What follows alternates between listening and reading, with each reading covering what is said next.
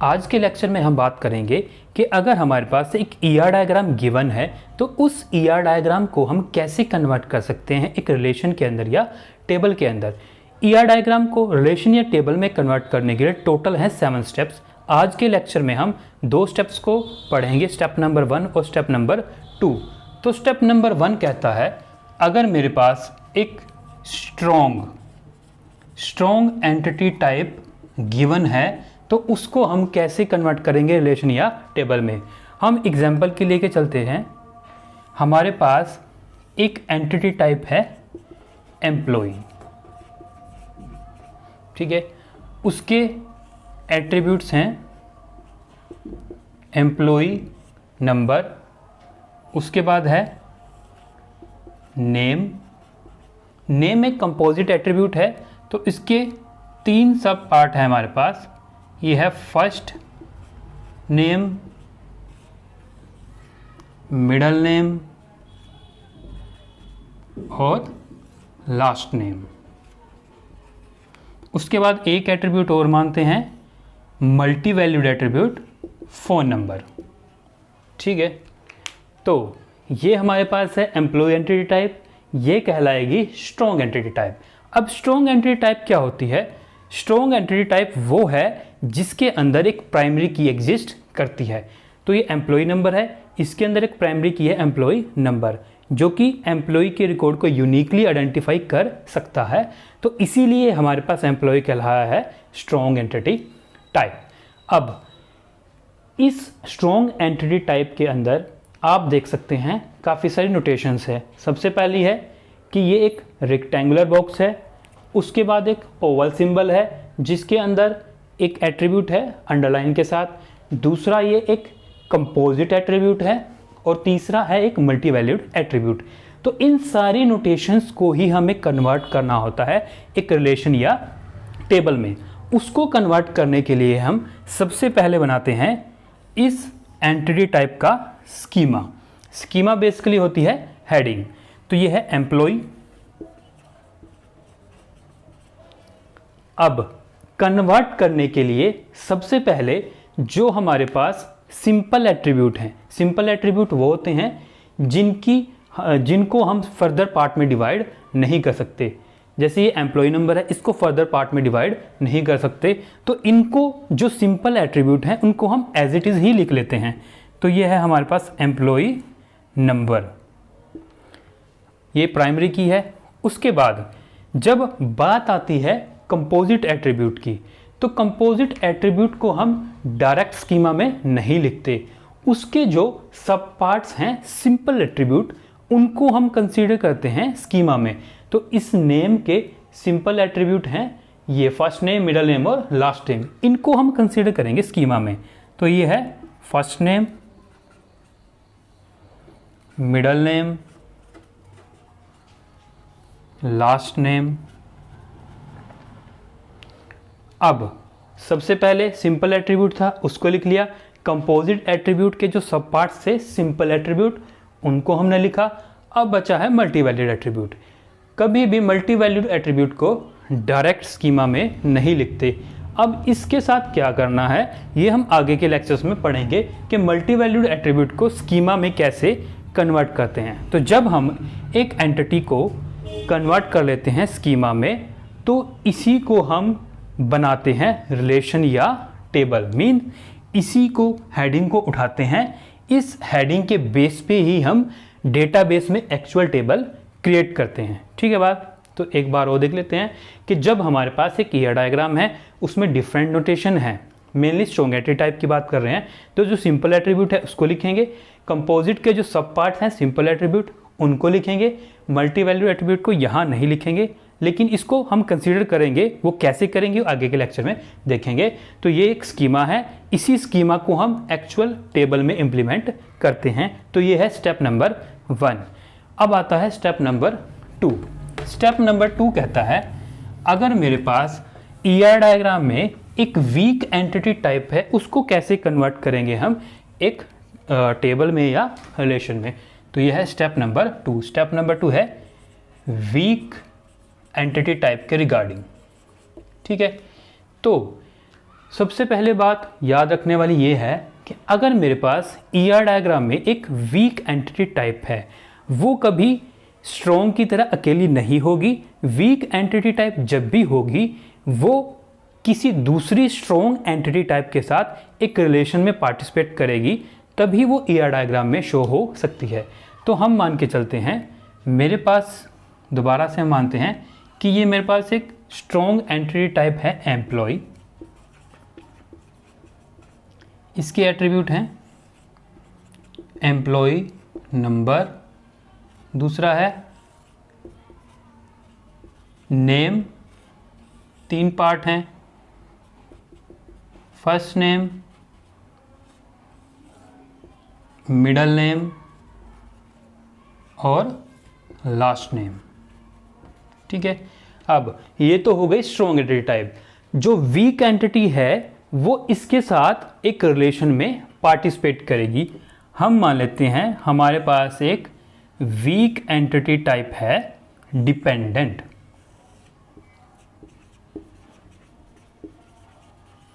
Dependent, ठीक है। तो वीक एंटिटी टाइप को हमेशा रिप्रेजेंट करते हैं डबल रेक्टेंगुलर बॉक्स से। अब ये पार्टिसिपेट करेगी इस स्ट्रॉन्ग एंटिटी टाइप के साथ।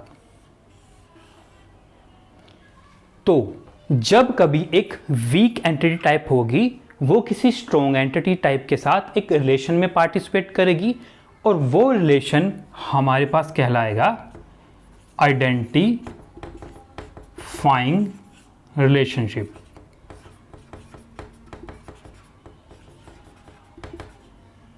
ठीक है, तो यह है डिपेंडेंट, यह है वीक एंटिटी। ठीक है, और ये दूसरी है स्ट्रॉन्ग एंटिटी।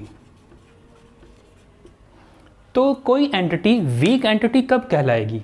एक एंटिटी वीक तब कहलाएगी जब उसके पास प्राइमरी की नहीं होगी। मींस वो अपने एट्रीब्यूट को यूनिकली खुद आइडेंटिफाई नहीं कर सकती, इसीलिए वो एक दूसरी स्ट्रॉन्ग एंटिटी के साथ रिलेशन में पार्टिसिपेट करेगी और फिर अपने एट्रीब्यूट को आइडेंटिफाई कर पाएगी। ठीक है, एक बार दोबारा बताता हूँ कि एक वीक एंटिटी टाइप के पास अपनी प्राइमरी की नहीं होती, तो वो अपने रिकॉर्ड्स को यूनिकली आइडेंटिफाई करने के लिए एक स्ट्रॉन्ग एंटिटी के साथ रिलेशन में पार्टिसिपेट करेगी, और वो जो रिलेशनशिप होगा वो कहलाएगा आइडेंटिफाइंग रिलेशनशिप। तो इस रिलेशनशिप में वीक एंटिटी टाइप हमेशा टोटल पार्टिसिपेट करेगी, टोटल पार्टिसिपेशन। ठीक है, और यहां पर इसका पार्टिसिपेशन है पार्शियल। याद रखने वाली बात है कि जब कभी एक वीक एंटिटी टाइप होगी वो आइडेंटिफाइंग रिलेशनशिप में होगी और हमेशा टोटल पार्टिसिपेट करेगी। ठीक है, अब यह स्ट्रॉन्ग एंटिटी टाइप और इसके एट्रीब्यूट थे। अब बात कर लेते हैं इस डिपेंडेंट जो कि एक वीक एंटिटी टाइप है, इसके एट्रीब्यूट भी कंसीडर कर लेते हैं। तो इसके एट्रीब्यूट है, मान लो नेम। नेम एक पार्शियल की है और पार्शियल की को डॉटेड अंडरलाइन से शो करते हैं। पार्शियल की क्या है वो अभी देखते हैं। दूसरा इसका एट्रीब्यूट हम मान लेते हैं एज। तीसरा मान लेते हैं रिलेशन।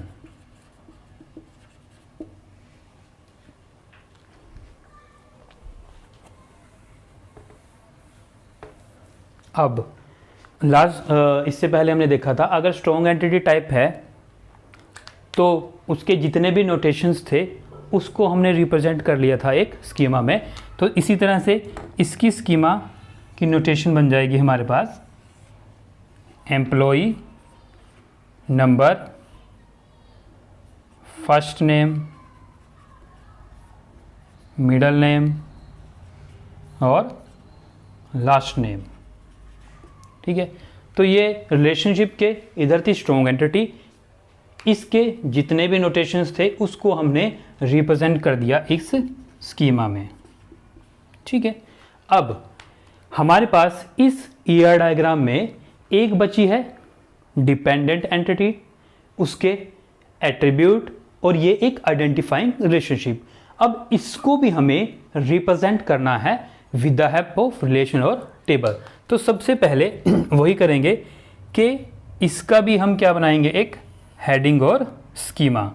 अब इसमें जो सिंपल एट्रीब्यूट हैं वो लिख लेंगे। यहाँ पर है नेम जो कि पार्शियल की है, एज है और ये है रिलेशन।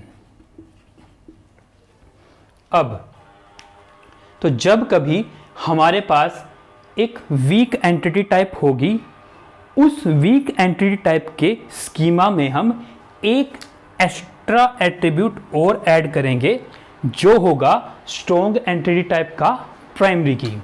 तो जो स्ट्रॉन्ग एंटिटी टाइप का प्राइमरी की है वह एम्प्लॉय नंबर, इसको हम लिखेंगे यहाँ पर। ठीक है बात।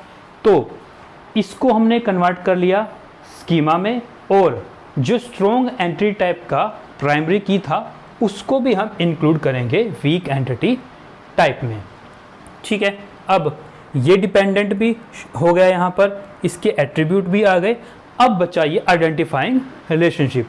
तो आइडेंटिफाइंग रिलेशनशिप को रिप्रेजेंट करने के लिए हम यूज़ करेंगे फॉरेन की का कंसेप्ट। जो हमने यहाँ पर ये इसकी प्राइमरी की थी, यहाँ पर वीक में आकर ये बन जाएगी फॉरेन की।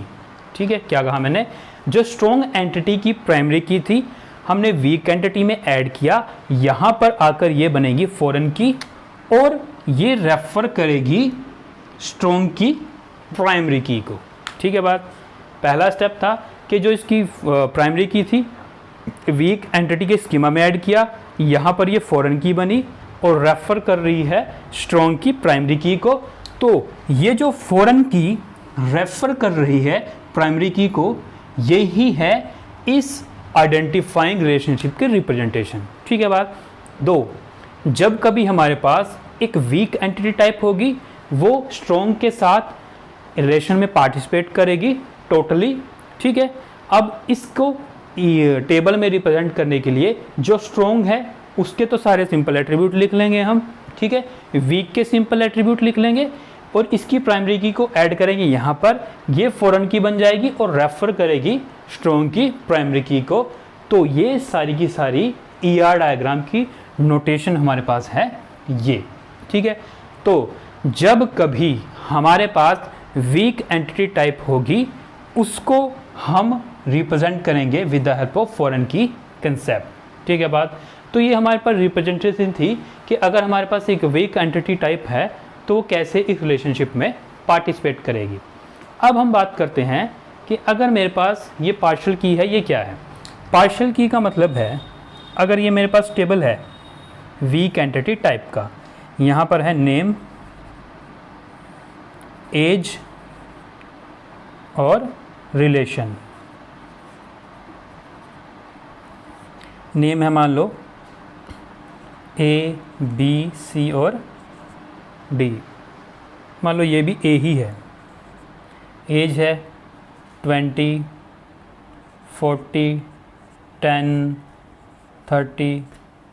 ठीक है। यहाँ पर रिलेशन है सन,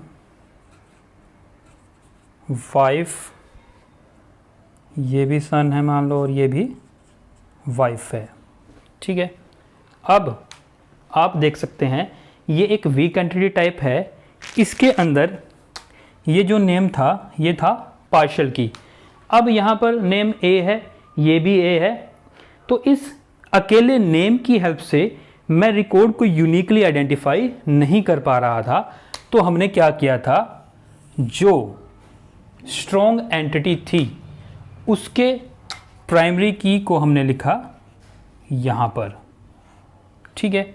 ये मान लो एम्प्लॉय है E1, E2, सॉरी E1 ही मान लेते हैं इसको भी, E1, E2 और E2। ठीक है।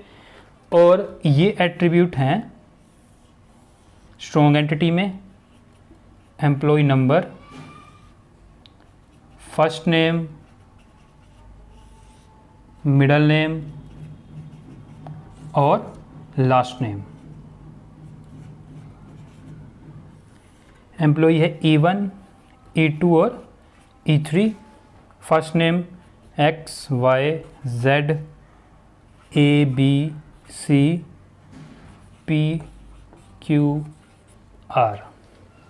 ठीक है, तो अब आप देख सकते हैं कि ये जो एम्प्लॉय E1 है, अब ये डिपेंडेंट, सबसे पहले बात करते हैं कि डिपेंडेंट क्या है। डिपेंडेंट का मतलब ये था कि अगर एक एम्प्लॉय है, एक कंपनी में काम करता है और उसके जो फैमिली मेम्बर हैं वो इस डिपेंडेंट टेबल में आएंगे। मीन्स इस एम्प्लॉय टेबल के अंदर जो एम्प्लॉय थे उसके फैमिली मेम्बर थे डिपेंडेंट टेबल में। ठीक है, तो ये एम्प्लॉय E1 काम कर रहा था इस डिपार्टमेंट में और उसके फैमिली मेम्बर है यहाँ। तो E1 का एक फैमिली मेम्बर है जिसका नेम है A, ठीक है, जिसकी एज है 20 और ये रिलेशन है सन। मीन्स ये जो हमारे पास रिकॉर्ड है ये किसका है, सन का, इस एम्प्लॉय E1 के। और ये एम्प्लॉय E1 में एक और है, नेम है B, एज है 40, है वाइफ। ठीक है, तो ये जो फैमिली मेम्बर हैं किसके हैं, E1 के। इसी तरह E2 के हैं ये फैमिली मेम्बर। तो अगर अब मैं इस एम्प्लॉय नंबर और नेम को इकट्ठा ले लेता हूँ तब मैं हर एक रिकॉर्ड को यूनिकली आइडेंटिफाई कर सकता था। पहले अगर ये था तो ये A किसका रिकॉर्ड है और ये किसका रिकॉर्ड है, ये हम पता नहीं लगा सकते थे। लेकिन अब इसके साथ एम्प्लॉय अटैच हो गया है तो हमें पता लग गया कि ये एम्प्लॉय E1 के साथ अटैच है और ये एम्प्लॉय E2 के साथ अटैच है। तो पार्शियल की का मतलब वीक एंटिटी टाइप में एक ऐसा एट्रीब्यूट जो स्ट्रॉन्ग एंटिटी की प्राइमरी की के साथ लग जाए और वीक एंटिटी में सभी रिकॉर्ड को यूनिकली आइडेंटिफाई कर सकता है। एक बार दोबारा, अगर वीक एंटिटी में एक ऐसा एट्रीब्यूट जो स्ट्रॉन्ग की प्राइमरी की के साथ लगकर सभी रिकॉर्ड को यूनिकली आइडेंटिफाई कर सकता है वो कहलाता है पार्शियल की। ठीक है, तो ये हमारे पास था रिप्रेजेंटेशन एक वीक एंटिटी का इन रिलेशन और टेबल। अब एक इंपॉर्टेंट कंसेप्ट है कि अगर ये जो एम्प्लॉय E1 है ये कंपनी को छोड़कर चला जाता है, मीन्स ये कंपनी को छोड़कर चला गया तो इसके रिकॉर्ड को हमें डिलीट करना होगा। ठीक है बात, अब ये डिलीट हो गया लेकिन इसके फैमिली मेंबर्स का रिकॉर्ड यहाँ पर अभी भी है जो कि अब रिलेवेंट नहीं है। मीन्स अब इन रिकॉर्ड्स का कोई भी फायदा नहीं है। तो अब जब कभी ये यहाँ से कोई भी एम्प्लॉय जाएगा तो उनके जो फैमिली मेंबर अटैच थे उनका रिकॉर्ड भी डिलीट होना चाहिए। तो ये कंसेप्ट है कि जब कभी एक वीक एंटिटी टाइप होगी रिलेशन में, वो दूसरे के साथ रिलेशनशिप में आएगी तो जो डिलीशन होगा वो होगा it will be delete on cascade. ठीक है, तो जब कभी डिलीशन होगा वो होगा ऑन कास्केड पे। ऑन कास्केड का मतलब होता है कि जब कभी स्ट्रॉन्ग में से कोई एट्रीब्यूट जाएगा उससे जो भी रिलेटेड एट्रीब्यूट रिकॉर्ड हैं वो ऑटोमेटिकली डिलीट हो जाएंगे। तो जब कभी वीक एंटिटी टाइप होगी और वो स्ट्रॉन्ग के साथ पार्टिसिपेट करेगी, स्ट्रॉन्ग में से जब भी कोई रिकॉर्ड डिलीट होगा तो वो होगा डिलीट ऑन कास्केड। मतलब जब ये रिकॉर्ड डिलीट होगा तो डिलीट ऑन कास्केड से ये ऑटोमेटिकली डिलीट हो जाएंगे जो इसके साथ अटैच थे। ठीक है, तो ये एक कंसेप्ट था कि स्ट्रॉन्ग एंटिटी और वीक एंटिटी को हम कैसे कन्वर्ट कर सकते हैं रिलेशन या टेबल में। तो गाइज अगर ये आपको कंसेप्ट समझ में आया है तो लेक्चर को, वीडियो को लाइक करें और चैनल को सब्सक्राइब करें, बेल आइकन को दबाएं ताकि आपको नेक्स्ट वीडियो की नोटिफिकेशन मिलती रहे। धन्यवाद।